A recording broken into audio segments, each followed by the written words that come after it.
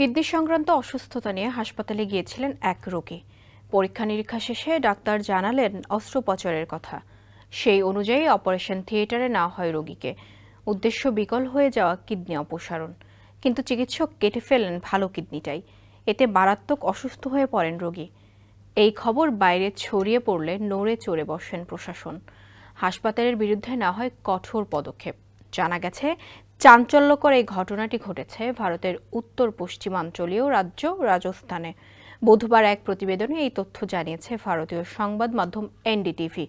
প্রতিবেদনে বলা হয়েছে, রাজস্থানের একজন ডাক্তার হাসপাতালে ভর্তি হওয়া এক রোগীর অকার্যকর কিডনি রেখে ভালো কিডনি অপসারণ করার ঘটনায় রাজ্যটির সরকার মঙ্গলবার ওই হাসপাতালের রেজিস্ট্রেশন বাতিল করেছে। মিনিস্টার ফ্রিজ কিনুন হাম্বাচিতন, আরও আছে আকর্ষণীয় উপহার।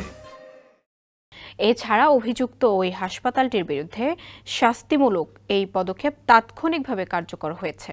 রাজধানীর চিকিৎসা ও স্বাস্থ্য বিভাগের অতিরিক্ত মুখ্য সচিব শুভ্রা সিং বলেছেন, ঝুনঝুনুর ধনকর হাসপাতালে ডান কিডনির পরিবর্তে একজন নারী রোগীর বাম কিডনি অপসারণের গুরুতর ঘটনা প্রকাশ্যে এসেছে। বিষয়টি গুরুত্ব সহকারে দেখা হচ্ছে। এই ঘটনা চিকিৎসা ও স্বাস্থ্য বিভাগ হাসপাতালের বিরুদ্ধে কঠোর ব্যবস্থা নিয়েছে।